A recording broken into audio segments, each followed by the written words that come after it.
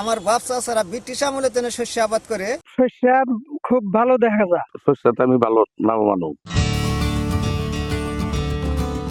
আমদানি নির্ভর ভোজ্য তেলের দাম ক্রমেই বাড়তে থাকায় সরকারি উদ্যোগে গত কয়েক বছর ধরে তেলজাতীয় ফসলের উৎপাদন বৃদ্ধির লক্ষ্যে কাজ করছে কৃষি সম্প্রসারণ অধিদপ্তর। দেশীয় সরিষার আবাদ বৃদ্ধিতে কৃষক পর্যায়ে প্রণোদনা প্রদান, প্রদর্শনী মাঠ বৃদ্ধি ও কৃষক সমাবেশ করা হয়েছে। ফলে গত ৫ বছরে শেরপুরের সরিষার আবাদও বৃদ্ধি পেয়েছে। এবছর জেলায় ১৯,০৬৮ হেক্টর জমিতে সরিষার আবাদ হয়েছে। আবহাওয়া অনুকূলে থাকলে এবার উৎপাদন ২৬,০০০ টন ছাড়িয়ে যেতে পারে বলে জানিয়েছে কৃষকরা।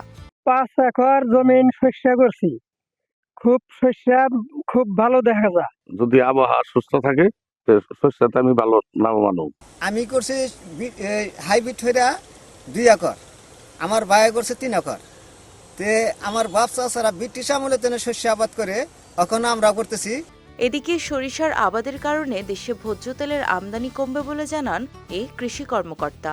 ১৯,০৬৮ হেক্টর জমিতে আমাদের সরিষা আবাদ হয়েছে। আমাদের টার্গেট ছিল ১৮,৭২০ হেক্টর জমিতে। সরিষা একটি লাভজনক ফসল হয়, এটি কৃষক বর্তমানে আবাদ করতেছে এবং আমাদের তেলের যে চাহিদা, আমরা সরিষা আবাদের মাধ্যমে আমাদের ৮০% চাহিদা পূরণ করতে পারতেছি। আমাদের ২০% চাহিদা পূরণ করার জন্য আমরা একটা পরিকল্পনা করছি। সেই পরিকল্পনা অনুযায়ী আমরা আগামী বছর ২০% চাহিদা পূরণ হবে।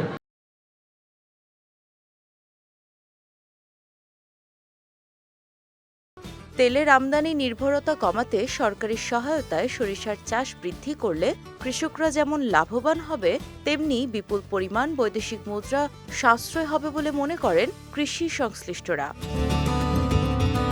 বিজয় টিভি নিউজ ডেস্ক।